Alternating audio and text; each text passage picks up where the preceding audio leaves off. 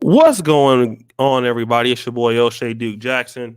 We are back with another episode of the Hall of Game podcast. This podcast, our live stream, is for African American men looking to better themselves, whether it's in corporate America, you want to own your own business, professional school, just soft skills. We cover everything that black men want to talk about in these particular spaces. And I definitely appreciate all the brothers for being here today. And guys, we are trying to create more robust content for professional African American men, and we do thank you for the support.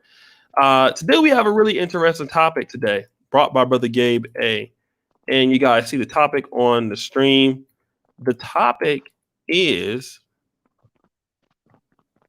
do successful black men dislike each other in corporate environments, or stuff like that, right? I can't see the whole thing because I'm on StreamYard, but you guys get the gist of it, right? Let me go ahead and introduce my two buddies that will weigh in on this, starting with Hassani Ali. Go ahead, brother. Hassani Ali from the D, your men's improvement blogger, coach, and advocate. Check out the YouTube channel, Coach Ali's Corner. Definitely have some content coming up here soon, and ready to get into it. All right. And don't forget to subscribe to Coach Ali's Corner. Thank you, brothers, for subscribing to it. And then we're waiting on Brother Ranch, but let's go to Brother Gabe A today. Hey, what's good, everybody? Gabe A here on YouTube. Again, here to contribute to the Hall of Game. Background engineer, I've said it before, transitioning to cybersecurity, now working as a consultant, protecting organizations from those cyber hackers, those people out there trying to get credit cards and your money through phishing emails and whatnot. But yeah, that's who I am, and I'm just looking forward to contributing here. All right, and let's talk about this because we have somebody that says this subject has been, nigga, put a shirt on.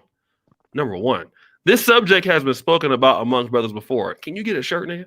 But anyways, this actually has not been spoken about because we're talking about a lot of we talk about jealousy amongst black men, but not in this particular sense of the word. What inspired you for this topic, brother?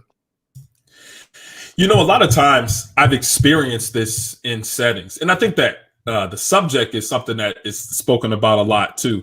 I think it can be hit a lot of different angles, but probably the first angle that I'm thinking about is there are times where organizations can bring in a brother, right, to do a particular job, and that brother is kind of praised and thought of as being the greatest one, and he is such a good representation of his culture and his people. And then they bring in another brother.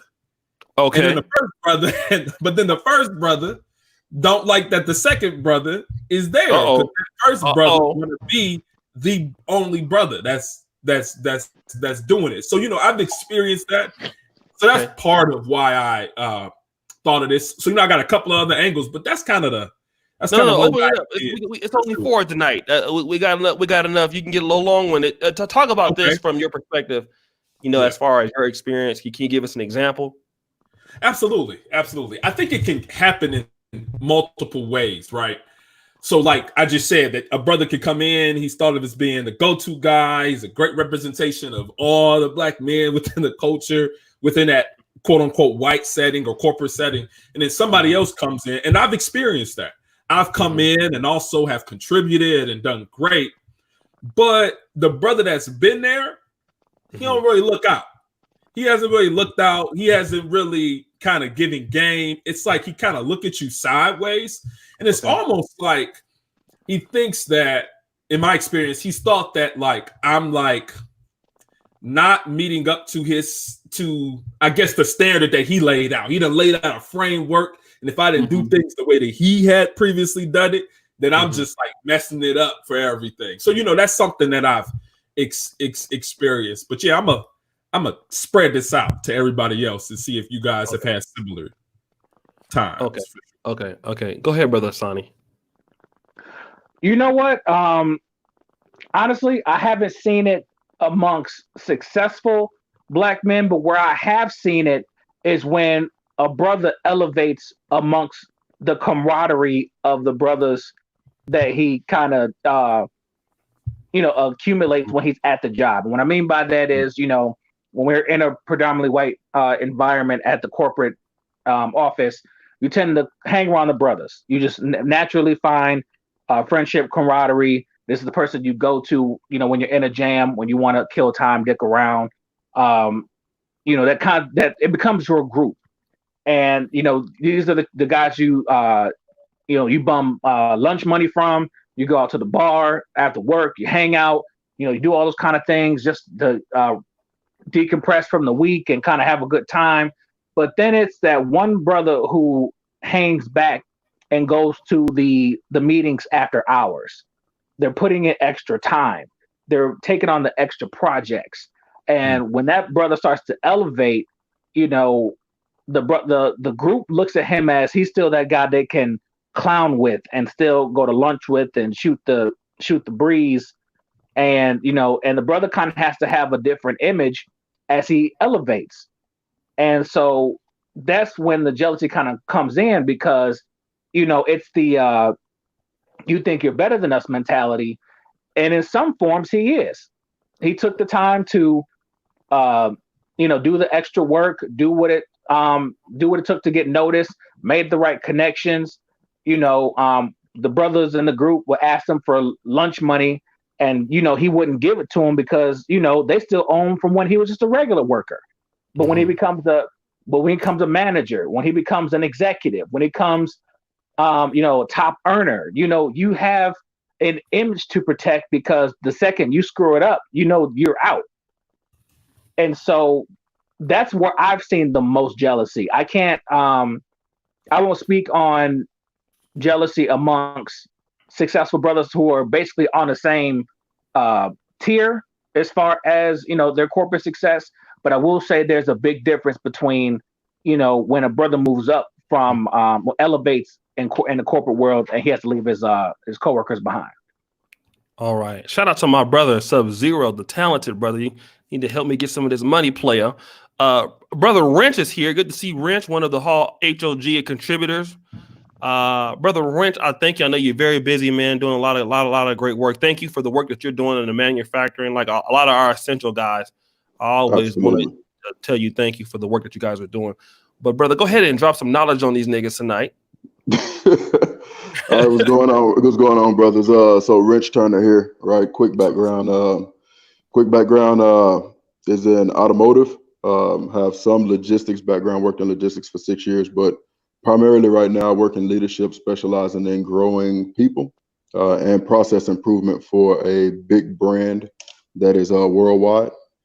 Kind of as the subject is asking, even going on my own experience. So you do have a majority of the brothers will hate, just like brother Hassani Ali was just saying, more specifically when you were once at the same tier as them, and then you kind of get on the rocket ship and start taking it to the next level, and those guys aren't able to keep up, whether it be because of work ethic or whether it be because of lack of understanding. So once you kind of come from that kind of background like myself, most of the brothers did hate until you get to a level where they're like, okay, well, he actually has a bigger axe to swing now, and then they'll kind of get in line. But for the most part, I've seen a lot of them hate.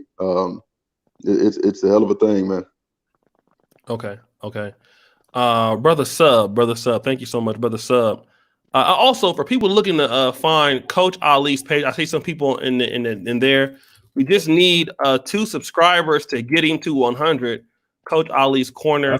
Let me go ahead and post that there. So if you want to subscribe to Coach Ali, it's right there. Go ahead, Brother Wrench.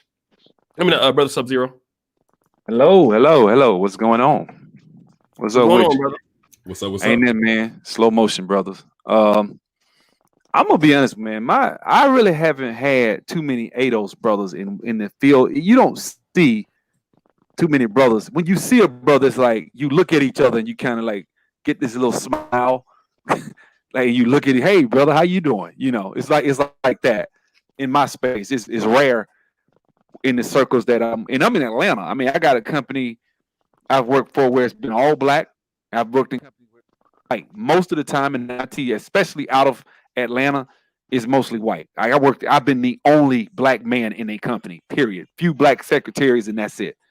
And if you do see somebody black, they not in the IT department, in my department. So most of the time I run into brothers that's cool, man. Now when I hate to say this because it's gonna sound real divisive, but the only time I've seen some negativity from a black person was from Ethiopian immigrants.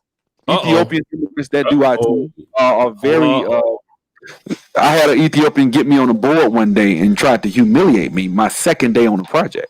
Like I didn't even know his name well enough, and he was trying to humiliate me. That was it. Most of the time, everybody's been pretty cool, man. I'm gonna be honest with you. I don't, and I'm a contractor, so I get into a lot of projects.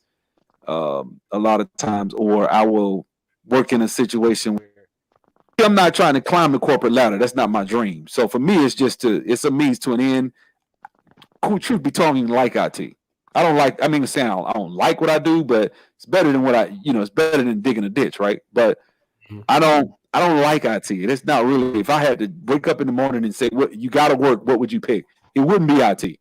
It'd be something else. But that being said, I thank God for what I do, but at the same time, I'm not like I love what I do. I don't. That's not me. So I don't really have these aspirations to climb the corporate ladder and making all these ridiculous salaries. I don't really care. So for me, it's just so I guess my mentality is different when I go on these projects. I'm trying to make sure I'm a good part of the team and I'm able to contribute in my scrum meetings and stuff. Make sure I'm actually holding my own. But that's about it, man. My mind is on other stuff. So I really don't get caught up into the stuff. But most of the black brothers I've worked with have been down. Like I said, they cool as hell. Most descendant of slave brothers I've worked with. Okay. That's right. All right. Let's go to Brother Antoine Wade. Uncle D, I see you in the back. I'll try to get you on here. But Antoine, awesome show you had on yesterday, man. It was a very good success, brother. Go ahead on and talk to the people about this, because I know you know a lot about the topic. Appreciate it, O'Shea. Thank you so much. You guys can hear me, right? Yes. Awesome. Yep. Wonderful. Appreciate you inviting me to the show tonight. And what I would say towards this gentleman is that it can certainly happen.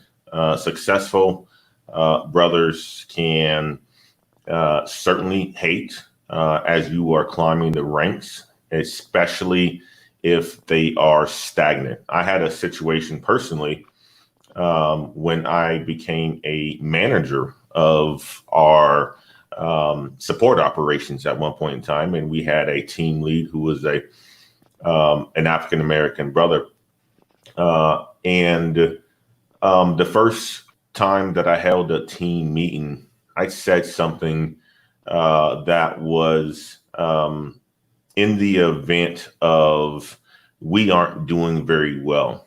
And of course, he took offense to it because, he was the team lead at the time, the acting manager.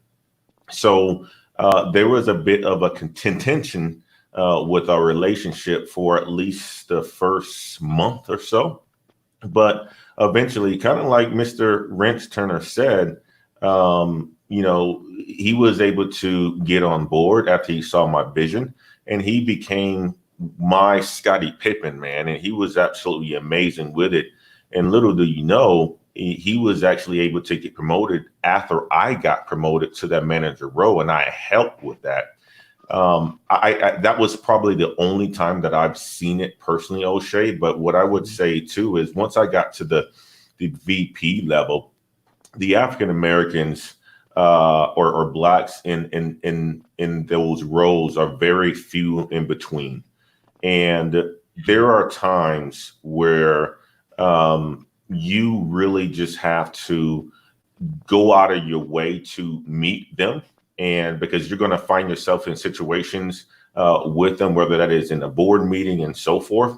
And those brothers understand that there was a struggle, that we're all walking on shelves, having to tiptoe, having to make sure that our image is polished. And if you don't come correct with your information, they're going to pull you off to the side and give you the information that you need and try to help you out. So I think in the mid-manager levels, there can certainly be some hate for some, people who just aren't used to not being the man anymore. But as you climb the ladder, and there's very few of us, I think the support actually gets a little bit stronger, man. So that's what I would add to it, O'Shea.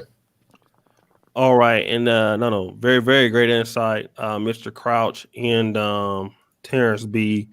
Thank you, brother, for the $1.49 super chat. I just want to say this because I don't have as much experience as you brothers do, because I've been out of that environment. And, I've never been an employee that was a manager myself or something like that. But I have seen African, because I've worked for companies where, the quote unquote diversity is something that we push here in the credo. So I would see African American managers interact. And so I would kind of be like, on the outside looking in. Few things I want to talk about now, as far as just, this is like, lower level management that I saw, nothing to, Antoine Wade's, ability. So I can't speak on upper level management, things like that. But I do notice that in environments where there are a lot of, there are women, female employees. This is kind of what I seen a little bit of hate, like maybe in an environment like Wrench Turner, where there's a lot of men working, like in this sector, like on this podcast, this is an all male show. We don't have like women just vying for the attention. I mean, if they do, we don't. I mean, it's very few, right? So there's no need, for us to have any problems. But let's say, for example, if 60 or 65% of the workforce is women and 30% of those women are attractive. I have seen situations where, brothers start trying to outdo one another. I've seen that. I have seen where an African American is there.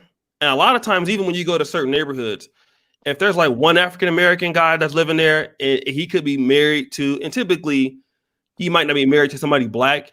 That African American is very cautious of another black moving into that neighborhood, because it's like, yo, nigga, it took me so long to get here. I don't want you messing up my shit. And I can definitely understand that. But I think that the whole idea here is this: we have this what do you call that way of thinking, Brother Antoine? It's like it's a scarcity mindset. And what a lot of like in Sub-Zero, I heard him say this too. In the tech spaces, the Indians and the Pakistanians and people like that, they understand that there's enough opportunity for all of us. We can help each other out. The blacks don't understand it as much. Now, I will say this. I have had situations with non-African Americans in the workplace. I think most of us have had some issue like that, because the Nigerians or the Ethiopians or, maybe some Kenyans in workplaces where you have blacks, and they can hit the diversity higher. They can claim like, I'm also black, but at the same time, and I'm not trying to make this an ADOS show or anything, but we do understand that, they can replace us. They have been, a lot of that is because of their work ethic and all of that. And then at the same time, they can, they're not like let's say if a white person says the N-word or whatever, a Nigerian or a Kenyan or Ugandan, they don't take offense to it like we would. That's another thing too that I see that's happening in such a work environments where there's they can easily be disrespected, and it doesn't affect them because it's like, well, we're not our people. And then also they don't look at us as the same. Like if you have African Americans working together, and if shit hits the fan, we're more likely to stick together. Whereas the other groups are more likely to kind of like, turn on us for other people. I have seen that also. But that's the same concept, even with blacks that are not African American. The whole point is there's enough opportunity for everybody. And we need to understand that, corporations use us for, what they need. And you can gain a lot of things. Like we can gain stuff from these corporations and learn and do other things. Like, we don't have to be hating on each other as Black men. There's enough opportunity for all of us in the corporation. Go ahead, brothers. I was gonna say that mindset is, man, maybe, man, on the panel, maybe I'm the only person that has experienced a lot of this, backlash, and it, at times can be hate, because then I've experienced it in a lot of different places. I mean, I think that there have been situations where it's like myself and another black man, especially when you do technical things, is that a lot of times there are dudes that try to out tech each other, if that makes sense. To say, like, I am the techiest of the tech person. I have the most technical skills out of everybody here. Like, I've been a part of like different GroupMe channels or Discord servers or Slack channels. And as soon as you kind of throw a question out there of like, hey, has anybody ever done this before? Oh yeah, I've done that. That's easy and everything. Or like try to say, oh, like you didn't get that or anything. It's at times, and I don't think there's anything wrong with healthy competition. But when you start to put out, when you start to kind of can separate yourself as it concerns the skill level, they don't like that. They don't like that. And that's I think tech people in general, usually tech people, I don't get along with them. Usually. Yeah, I don't get along with them outside of just working. Now, when you talk about in any subject, usually you're talking about an A-type personality that had all, has always been smart, had high GPA. Those types that are usually in tech, a lot, they tend to be very elitist when they start getting somewhere. They're very, they kind of get a certain uppity and airness about themselves. They feel as though they're different. I'm not like the rest of these people. I'm educated. I got this degree, that degree. I'm, so that's what I noticed. I think a lot of those people, I was in a Facebook group a couple of weeks ago, and a guy asked a question. He said, can you make $5,000 to $10,000 a month as a junior developer? $5,000 a month is only $30 an hour. You know what I'm saying? That's good money. I'm not saying it's chump change. What I'm saying is that's, as a database developer, that's not hard to get. And so I said, yeah, that's just, if you do 4.33 weeks per month times $30, if $40 an hour, 40 hours, which is 1,200, then I multiplied, it came to like $5,196. And somebody came in there, your math is way off. You didn't do taxes. I'm like, man, get the fuck out of here. Like, you give a shit. $5,000, man. Damn. You worrying about some taxes? I said, why the entire fuck did you just tag me on this? Like, this is crazy. You argue with me about the damn 100 taxes. I make this and I've been developer for 3 years and that's not true. I'm like, all right, man, fuck it. Yeah, I literally got out the group after that. I just got out because I've been in those spaces. And a lot of times, usually people that are in tech tend to want to be the smartest guy in the room, want to show that they're intelligent, I'm brilliant. I don't got time for that shit. So I left. I don't want to get in those arguments because I done had them. I've been around the block a little bit. I'm mid 40s. I've been around. I done had that shit happen when I was 20, 30 years old, getting in arguments over dumb shit. So I don't even want to do it anymore. So, O'Shea, I'm out, man. You have a good one, bro. I got to teach class. Y'all have a good one. Oh, thanks for coming through, man. All right. Appreciate you. Absolutely. What I've seen, gents, is kind of like Sub-Zero says. I think it does lend itself to the tech industry quite a bit. I work with a lot of people who are in Asia, whether that is in India or China or Southeast Asia and so forth. And what I have found is that the people who are jockeying for position are the ones who really have that big ego, right? They have something to prove. So, I can certainly be in a meeting as the leader of it, and I can say, Anshul, tell me this, and Anshul will give a great explanation, but Arun would potentially try to one up him, right? And the reason why he's doing that is he's trying to look good in front of me so that he can become that go-to person, right? So it's jockeying for position, it's egotism, is putting in the work. And I don't think there's anything bad with that. I just think that there's a time and place for it.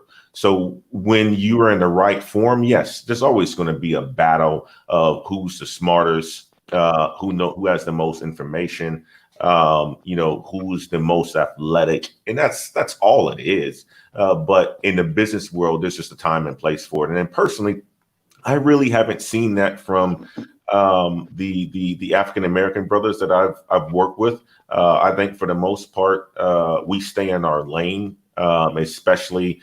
Even if we know the information, we try to stay in our lane and try to cover for each other. And that's just been my experience, climbing the corporate ladder, is that typically the majority of us, we know the game. And when you're at that level, you know that the person that's really trying to knock you off ain't your brother, right? And it's the other people that's around that's actually trying to knock you off even more than you actually know. And, that is by saying, okay, well, Antoine didn't sell as much than me this year. Why did he get Rookie of the Year? Or, why did he get the President's Club when I sold more here? And trying to just, take shots at you. And that comes every single day. And that doesn't come from your brothers, man, because there's not that many of us in those positions. So that's what I would add. Now, I know, Antoine, one time that you mentioned that brothers, that you had a particular friend group that was kind of compensation matching or compensation comparisons, right? Oh, you know it. Do you see that as some of that, like, kind of hate or dislike, or trying to like measure each other, or do you see that as something different? Gabe, I think there's always going to be let's compare the ruler, right? With all guys, everybody want to know whose size is bigger. Everybody want to know who knows who has the most money, who has the better looking car, who has the better looking wife. But I say this, I don't think that it just lends itself to us brothers. But yes, you're right. When you do get in a group of anybody, you're going to get sized up. And that just comes with the nature of the game, man. I remember when I first moved to San Jose, and it was a brother who works for Lyft that was on the block. And he was, the African American making a lot of money, and his wife is African American. He has 2 or 3 kids. And I remember, getting on the block and meeting his wife, and I was like, I gotta meet you, Alfred. I'll tell your husband, and so forth. And he would not come over to the house, although his wife would come over to the house and interact with my wife.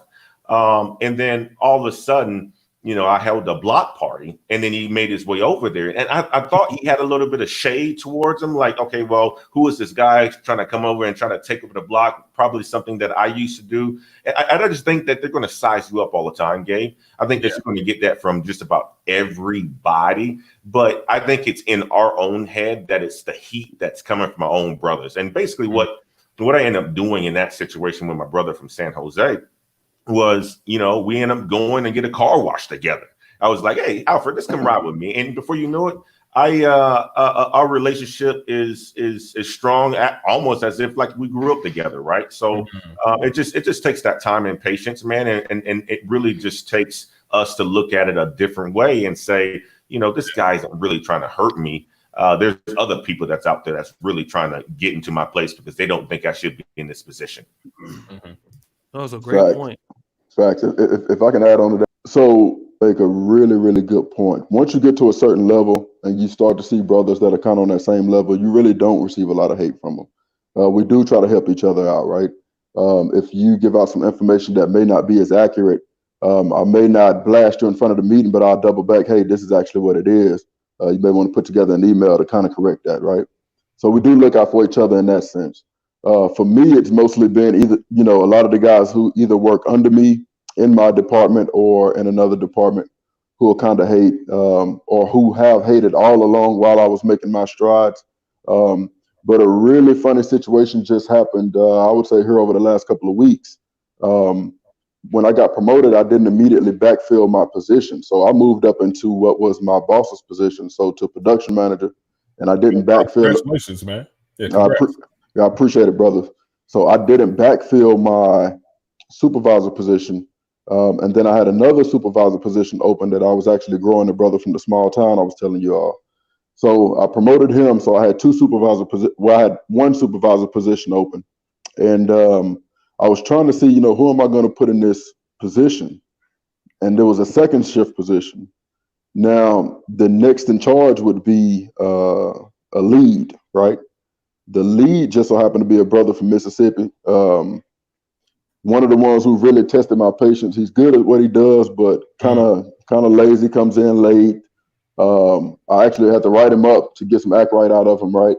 But anytime you say something, he always has some kind of rebuttal, right? So one of the things I did, I put a supervisor in position, and it's a white guy.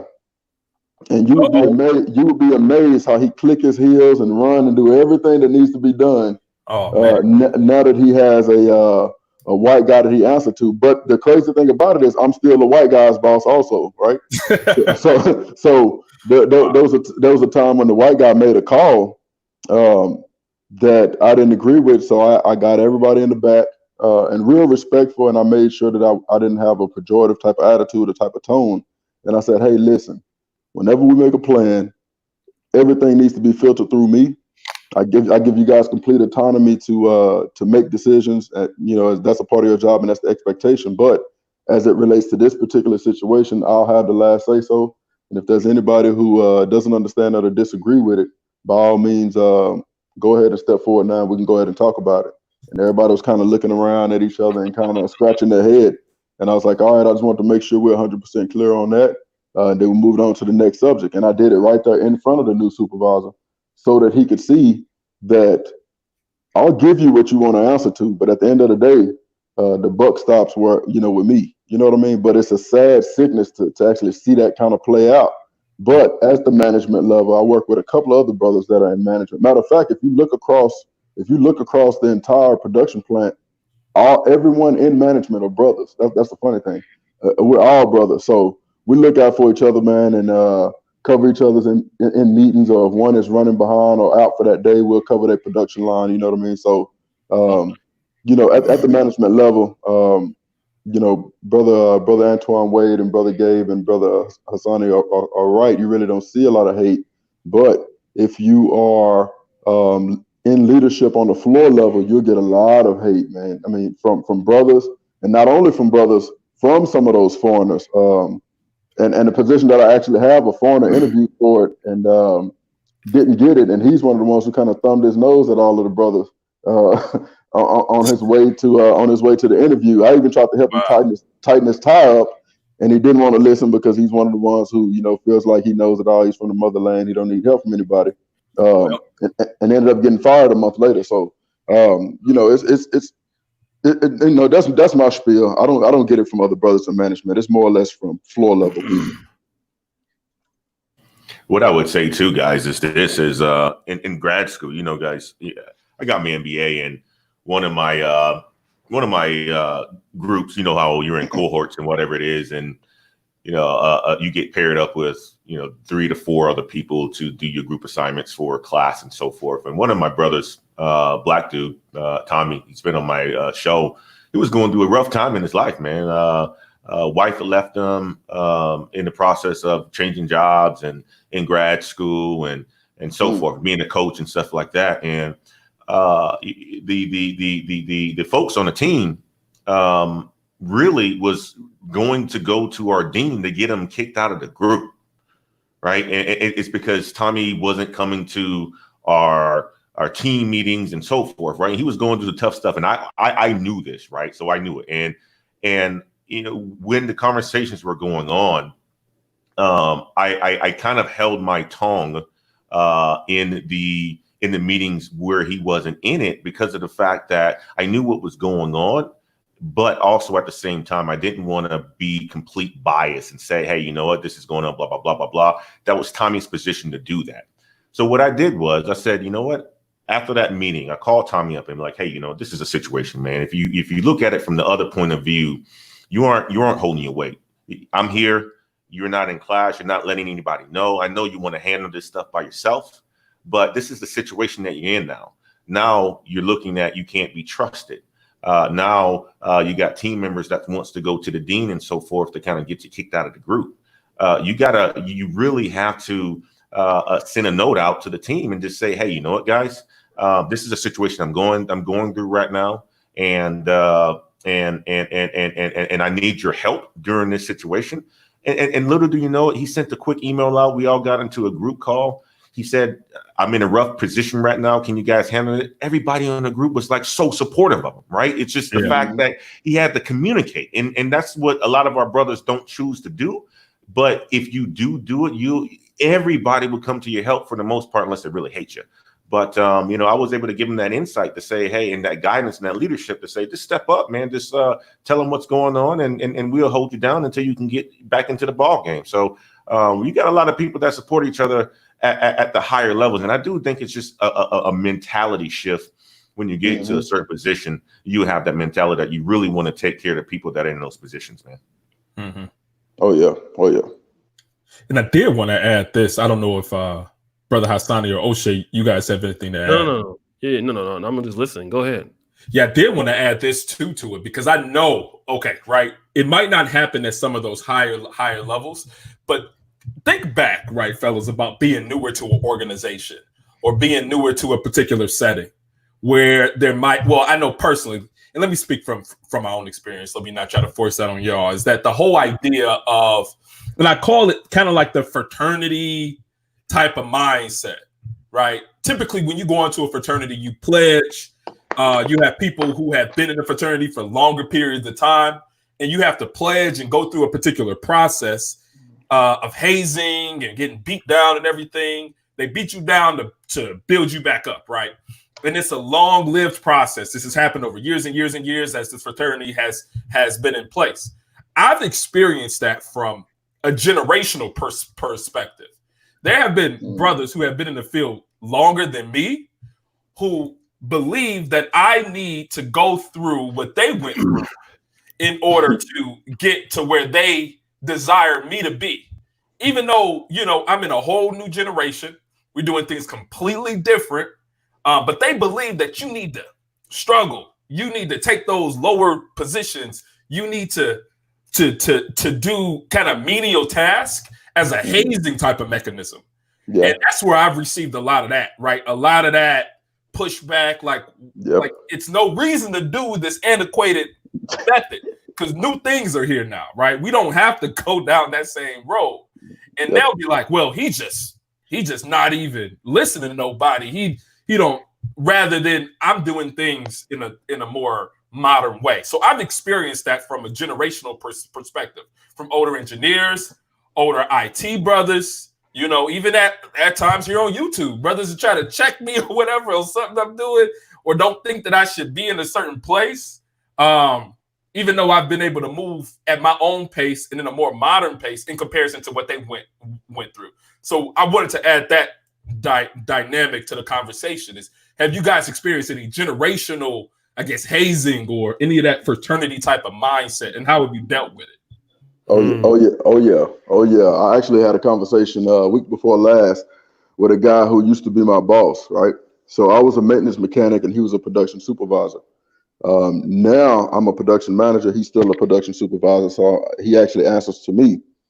So this guy, anytime anybody would get promoted, especially if it was to supervisor or to management, he would be one of the loudest ones in the room, depending on who was in the room, or as it relates to the brothers, right?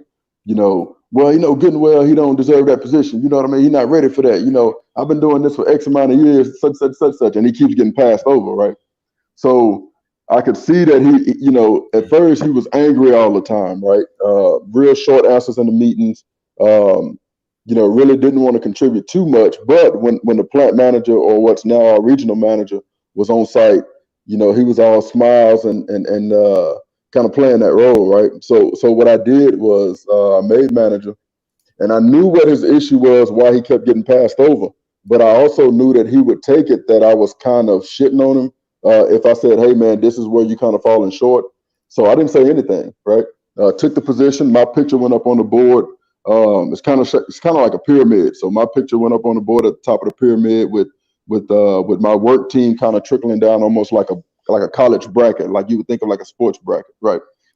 And one evening I was leaving a little bit later on, and he was passing by, and we kind of stopped and chatted for a minute. And at this point, he was looking defeated. And this is the part where being woke come into place, right? Because I could have easily just kind of wrote him off and like, well, you know what, fuck it. You know, you don't want to listen. You know, just keep spinning your wheels, right?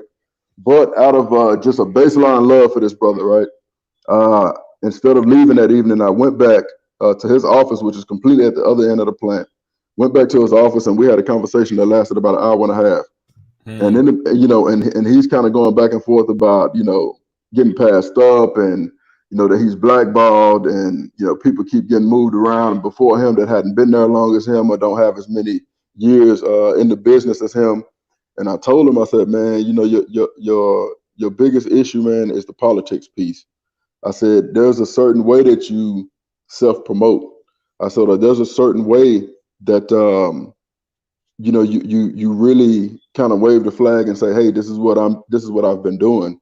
And so I gave him an example. I said, there are a lot of things that operators do out on the floor that we as leaders do out on the floor that nobody ever knows about, right? They just see the end goal. I said, but, you know, when you put a standard work in place, or when you change a certain part of a process to really make a huge difference, this is how you should do it, right? You put this email together. These are the people that you copy in it. And you give those accolades to the team. You say, hey, this is what we changed. We saw this was the issue. We made the change here. This particular operator gave their ideas. We implemented that. It worked, and that's how we've been able to make the gains. The team is doing an excellent job on, you know, on maintaining this, and this is possibly something that we can implement across the plant if anybody else is interested. So he wasn't moving like somebody who was going to be promoted, but he wanted the promotion. Exactly. He wanted the promotion because in his head he was like, I've been doing it for this amount of years, and you know. I almost like it was a birthright that he should just get a promotion because he's been doing it for a long time. But what I was telling him is, you know, and I know I'm pretty sure he had the conversation with other people about me, right? Especially being somebody who moved as fast as I did. Knowing that, I still found it necessary to try and give this brother some kind of game, because even though he's older than I am, he still was not seeing the forest for the trees, right? It was like, say, man, listen, this is what you need to do. You know, and I gave him these examples, and at the end of it, he kind of shook his head. He said, man, you know what? You're 100% right, man. That's what I need to work on. That's what I need to work on.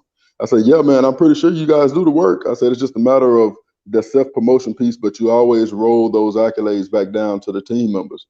I said, and what'll happen is leaders will start to respect the fact that you are making these changes, or you really in the weeds making this stuff happen. And you're also giving that praise to the team. And so when you go in and you sit in these one of the 4 meetings that you got to have in order to be a production manager. When you sit in these meetings and they ask the question, all right, you know, give us examples of team members that you've grown, right? Or give us examples how you've changed your process, or give us an example how you've made our production floor a lot more safer, right? You're able to have those conversations, and not only that, you have the track record of doing it. So I had that conversation with him, man, and finally he kind of shook his head. He said, yeah, man, you know, I've been meaning to talk to you, man. You know, his energy changed, right? I've been meaning to talk to you, man, you know, because, you know, I know you move fast, man, and I've been meaning to kind of get with you, you know. But I mean, granted, he's had all the opportunity in the world. I knew he was soft. You took that step towards him, yeah. Yeah, right. You know, so it's just one of them things where you never know. I may need his help at some point in the future, and then, you know, we already know the game that we playing as it relates to leadership and as it relates to the workplace, right? So had that conversation with him, man, and I felt good about it. He felt good about it at the end, and I've seen him kind of start to use it a little bit, but it's I feel good about helping him out, and I hope that helps him get to where he wants to be, you know. Mm-hmm. No, that's deep, Wrench Turner. And I would add to this as well. You know, I used the example of the gentleman who did hate on me, Mr. Let's just call him Dre, a good friend of mine. And you know, when I got into that when I got into that manager role, because I was coming from professional services, right? I was, probably one of the best project leads and so forth. And I got into that role and started leading the team. And I came from a different product line and so forth. And I basically had to have a similar conversation with Mr. Dre, man. And basically what I had to do was I had to show him that I was going to invest in him. And I just basically took him to the side and say, hey, you know what? You can be in this position as well, too. If you think that you deserve this position because you've been in it for 7 years, you've been a team lead, and you keep getting passed over, there's a reason for it. And it's not because of your technical skills. It's not because that you can't do the job, because managers are coming into this role, but you seem not to be able to do it. So I basically invested into him, man. And I basically said, Dre, I'm going to send you to a Stephen Covey's class, and you're going to go to 7 Habits of Highly Effective People. Yep. I'm going to, be honest with you that, your dress is, you need to tuck in a little bit more. You need to walk around the office, and you need to be more pleasant in your face and have a little bit of a softer face. And I just said this as well, too. Like you got to be likable, man. Like you can't be walking around there looking like you want to punch somebody in the face all the time, right? And I don't care how mad you are. You have to show a bit of pleasantry around the people within an office. And after talking to him and giving him that coaching and sending him some training classes, man, and he was my Scottie Pippen, man. I mean, like, the guy is he's doing absolutely fantastic now. He actually left our company probably like a couple years after I did, and now he's in the sales role, just killing it. In hoping to get to Austin as soon as the airlines and stuff like that opens back up, and these ordinances are lifted. But great dude. But you have to invest. You have to invest in your people, man, and you have to want to see them take that next step. And I told him this: I'm not going to be in this position very long at all. You already see my track record. I'm going to be here maybe 1.5 years, 2 years. Yep. You can have it. You can have it, man. So just wait your turn. I get out of your way this fast, and then you can have it. And guess what? I was responsible for him getting promoted to that next level and being happy. And he's been my guy hardcore ever since, man. You got to invest. What a lot of them don't understand, man, is that you almost pick your replacement. And I would have the exact same conversation. Like, I'm not going to be here long.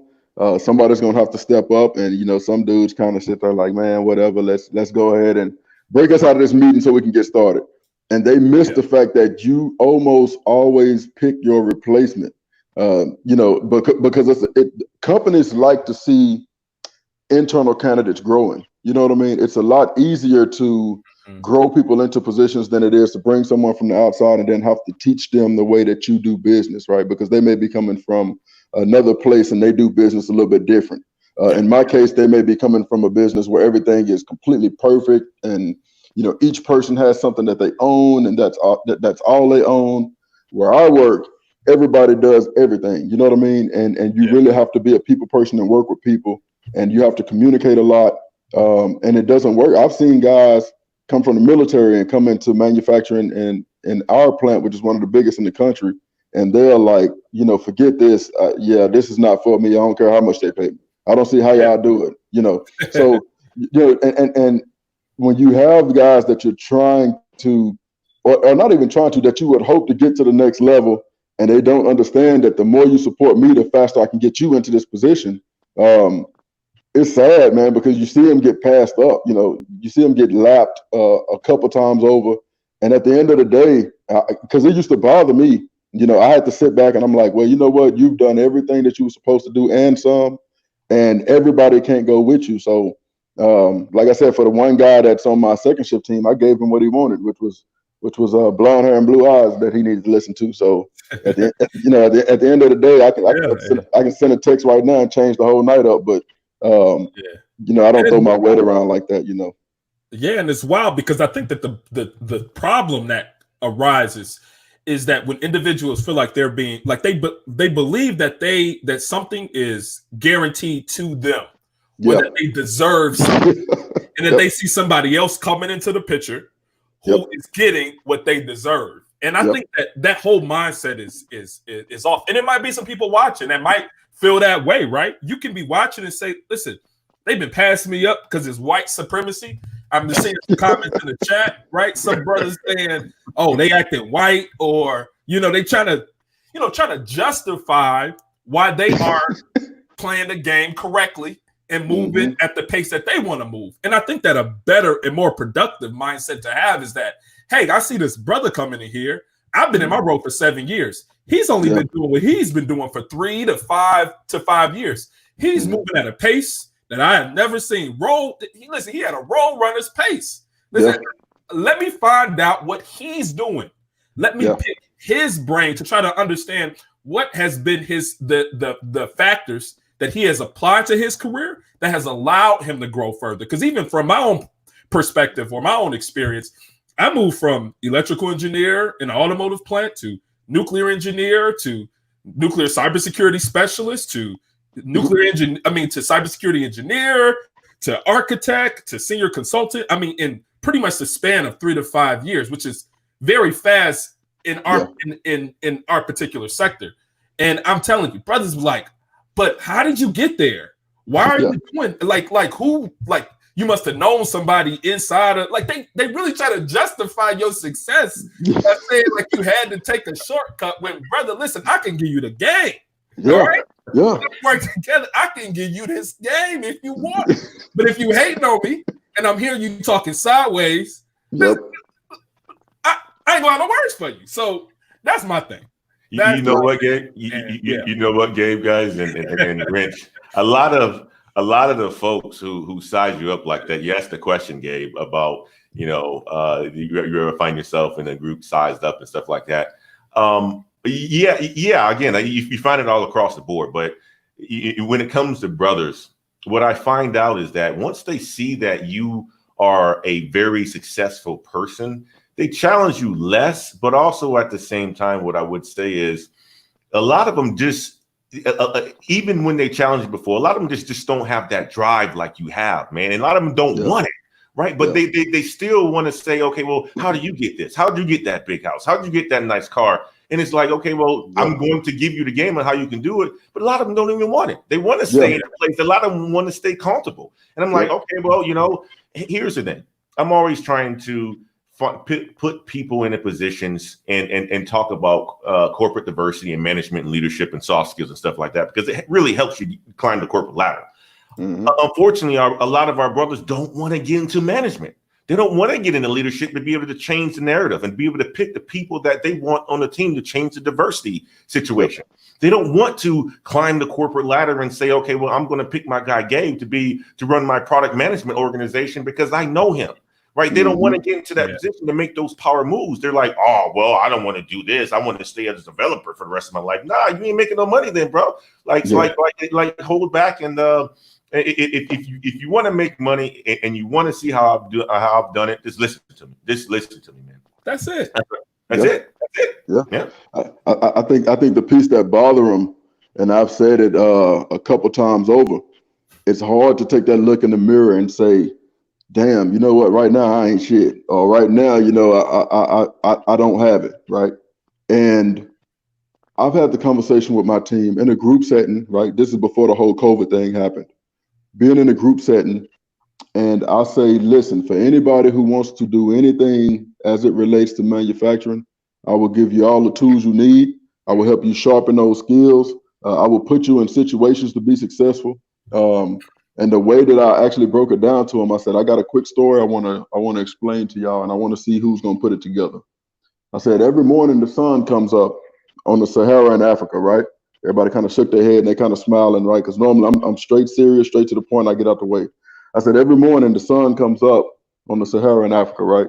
Yeah. I said, now there's a pride of lions that kind of wakes up and they stretch too, right? Yep. I said, and there's some gazelles on the other side of those hills that are going to have to run from these lions, right? Yeah. I said, so nobody ever promised the lions that those gazelles were going to be slow, but they got to chase them if they want to eat, right? And I asked them, I said, if you could, I said, this is the way you have to think about what we do. I said, if you could bring your wife or your parents or your children to work with you every day, would they be proud of the way that you move around and the way that you work? And I said, that's not a question that you have to answer to me or the group right now. I said, that's something you have to ask yourself. I said, because I can guarantee you, if I brought my sons or my daughter to work with me, they would get a good understanding of why I am the way that I am. You know what I mean? So And I told them what I'm telling you guys is not something that has to be displayed outwardly, or it's not a question that you have to answer to anybody here under the sound of my voice. This is a question that you have to be able to answer to yourself, and you have to be 100% honest with yourself. Because if you're not, it's going to be another like Brother Wade was talking about and Brother Gabe. It's going to be another 7 years before you make any kind of moves. For me, working for the company that I work for, man, I had 6 positions in 6 years, right? At each one of those positions, it normally takes, I'd say from being a group leader to a supervisor, you could accomplish it in a year. From supervisor to a manager, it normally takes 3 to 5, right? And so for a guy who's been doing it for 20 years to see me do it in 10 months, he was kind of like, man, what the heck? Now he's like, man, that's because you got the technical background and used to be in maintenance. But he doesn't get a chance to see when the guy who was just on TV banging the gavel at the New York Stock Exchange comes into the plant. I'm the guy they go and get, and I'm able to talk through visual management boards and KPIs, right? And then able to answer the off-the-cuff questions that he may ask just to make sure that I know what I'm talking about. He doesn't get a chance to see when we go upstairs to a management meeting and you have 35 people in the room, and I'm able to walk through PowerPoints and spreadsheets and get information from everyone, and I'm kind of taking notes the whole time, and then be able to spit all that stuff out verbatim at the end and add in information that we may have left out, right? They don't get a chance to see that. But for the ones who have, all of the ones that I've brought up to that meeting who have wanted to come to those meetings, those are the guys who are actually in leadership right now.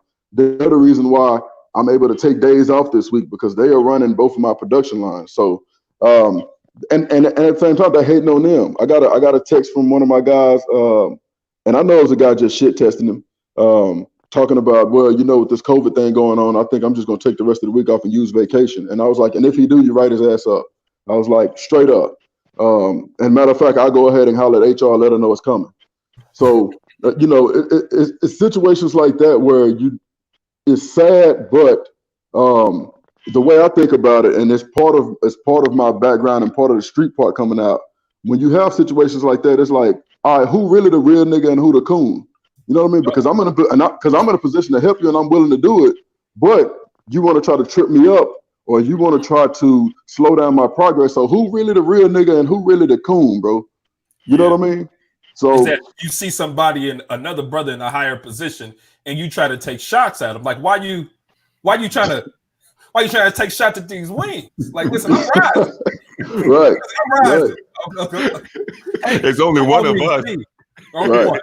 It's only one of us, and it's like a many of them. Take more shots at them, man. Take as many shots as you want to. Don't do it at me.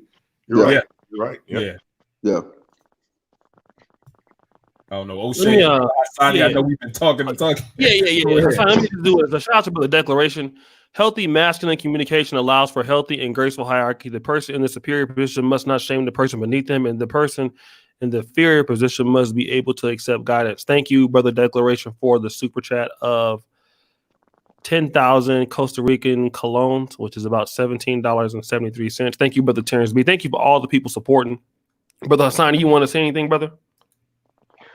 I'll chip in just a little bit. I think the brothers kind of, basically said it all. And if for everybody listening who's listening to these brothers give excellent, vital information about the two sides when it comes to the corporate environment, don't be that guy.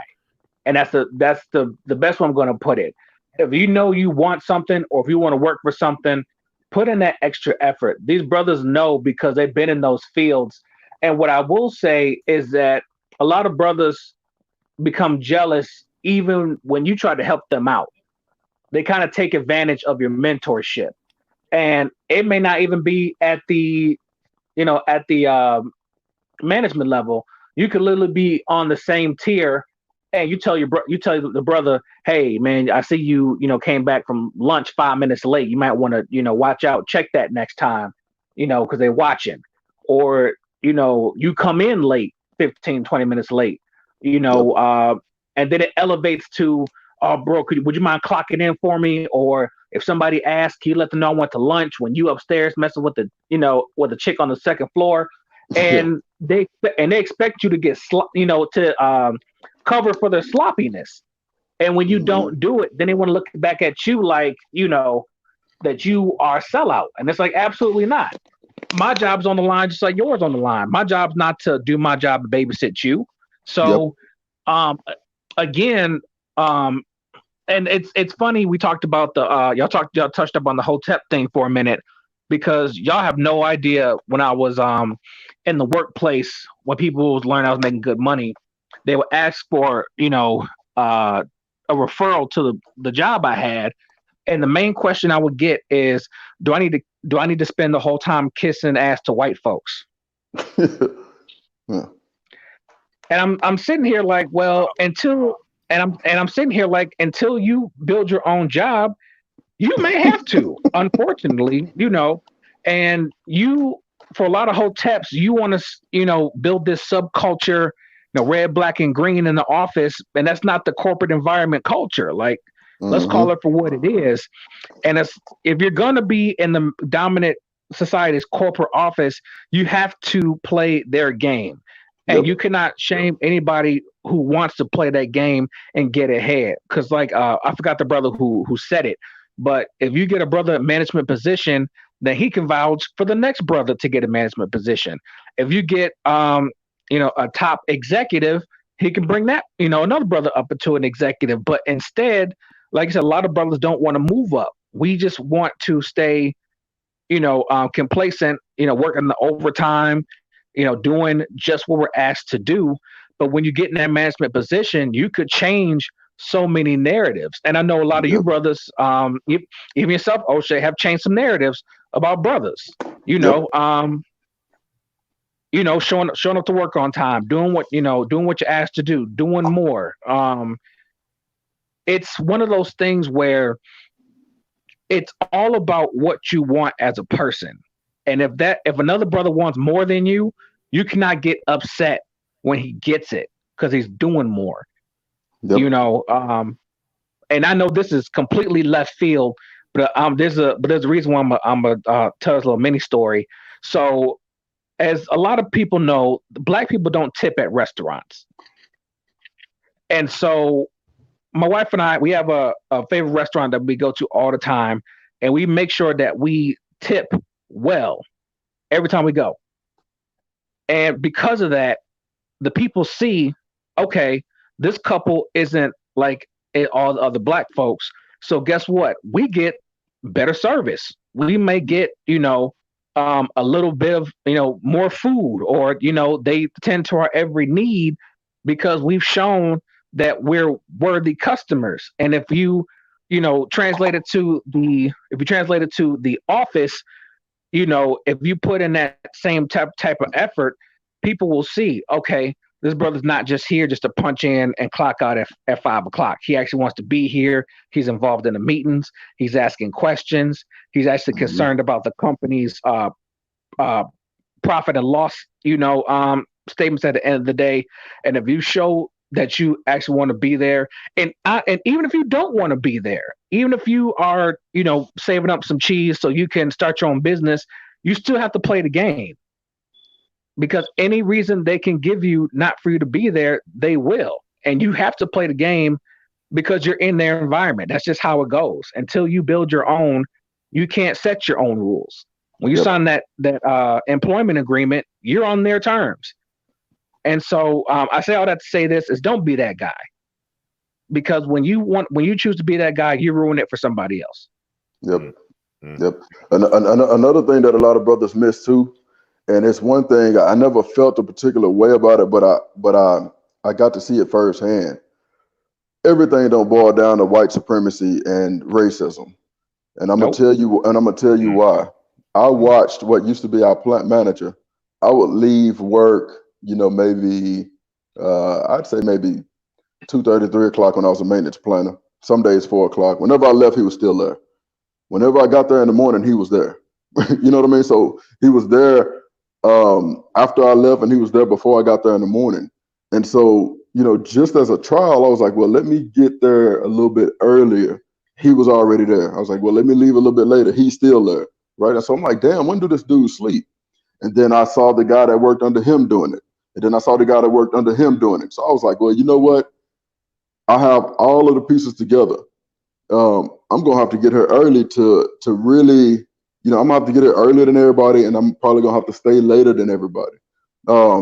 These were, regular, what's now white collar, because all of them have moved up and been promoted, right? These were guys who were the so-called prototypical white guys, right? Mid 30s, early 40s, made pretty good salaries, but they outworking everybody. You know what I mean?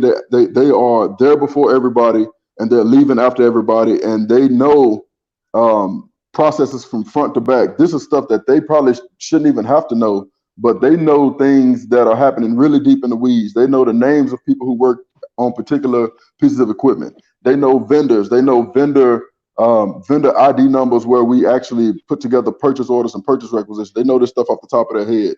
They know different mechanics who may have came in the plant 2-3 years ago. They know he's the SME on this particular piece of equipment. I mean, these guys know the whole gamut of what we are doing out on the floor. And so that's what I started to do. I started to emulate. I was like, all right, I'm gonna get here early. I'm gonna make sure I do all the research. I'm gonna make sure that I do everything that I need to do to make sure I put myself in a position to be able to be successful at this. You know what I mean? And while I'm doing that, of course, it's not an outward action where you're telling people, hey, I'm gonna actually get here earlier tomorrow so I can do this work. You're just doing the work. So when you get to the next level and you keep growing, they don't get a chance to see, all of the work that's being put in. Right now, as we even have this meeting, I have my work laptop right here that's open. I have my pen and pad here. I have my work phone here, and I'm looking at emails and I'm looking at where we are month to date as far as efficiency. So I would know whether or not I need to put together a root cause countermeasure for why we hit in the red for the month, or whether I need to start ordering t-shirts for my team because we finished green in the month. You know what I mean? Where we are as far as labor hours, because I know that we really need to adjust the schedule to make sure we finish green as far as cost cases per labor hour or rate per case versus, all right, we didn't meet that goal. I need to go ahead and start doing some of that pre-work right now. And I'm on vacation. So that's the part that they miss. When they go on vacation, they completely detach from the job and, they don't worry about what's going on in the plant. For me, yeah, I get a couple of hours to work out in the garage, or yeah, I get a couple of hours to run to Home Depot and do some work on the house, but I always have my work phone with me. I'm always looking at emails. I'm always reaching out to my leaders on the floor to see if they need anything. I'm looking at a problem may arise. I'm looking at how they're handling it. And if it's not up to snuff, I'm giving them tips and tidbits and tips and, hey, you may want to look at it from this perspective, or hey, go ahead and send this email, or send me what your plan is. Let me look through it before you send it out to everybody.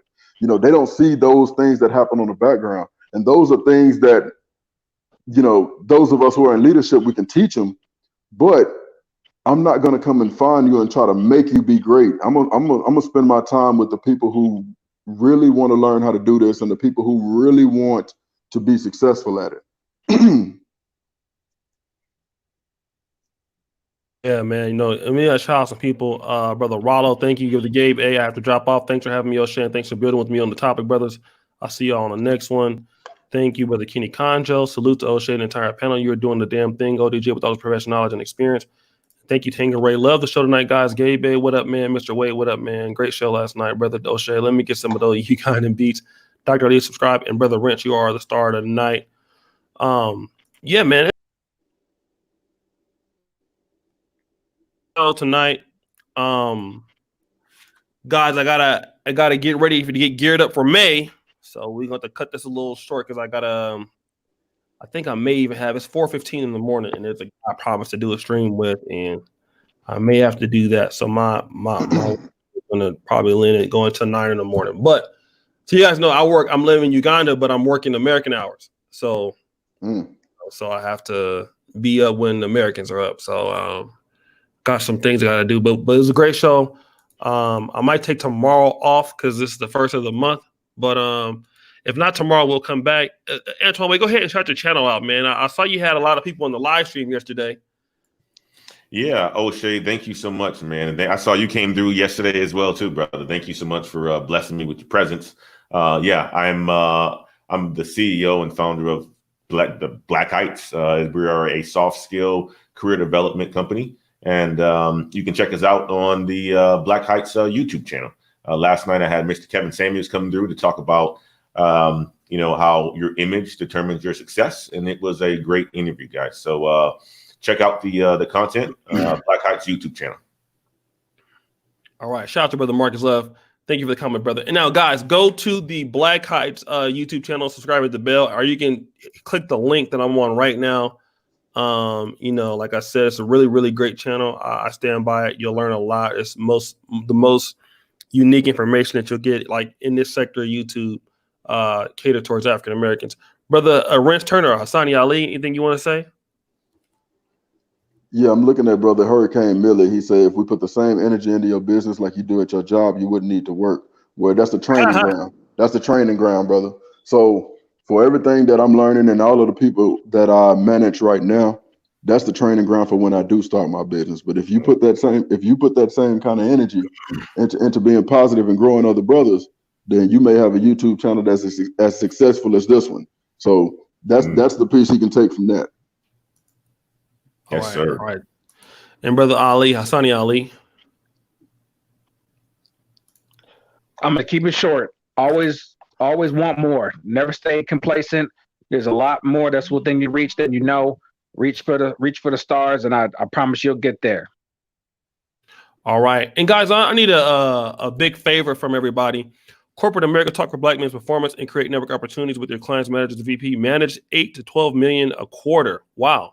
Shalom Abad. Thank you, brother, for that super chat. Now, guys, one of the things that I would like to do in the month of May, typically what I do on my celebrity junk videos is I promote other YouTubers, and then I promote my Patreon and stuff like that at the end of the stuff. But in May, I'm still going to shout out other people's channels, but I'm not going to promote any of the things that we have like Patreon or anything like that. And the reason why, there's a goal that I need to hit on Facebook, and we need to get our page monetized on Facebook. And the way that we need to get monetized is we need 736 more followers. Now, Facebook is as big of a platform as YouTube, so we want to be able to take this sort of knowledge over there, right? That's something that we're looking to do. So if you guys can do us a favor, if you have a Facebook account, we're going to start creating content that's not like, we're not going to be posting the videos from here over to Facebook initially. Yeah, for the first week, but we are going to create specific content for our Facebook page also. So there will be specific content on my pages and then also on the fan page, but we want to get monetized over there.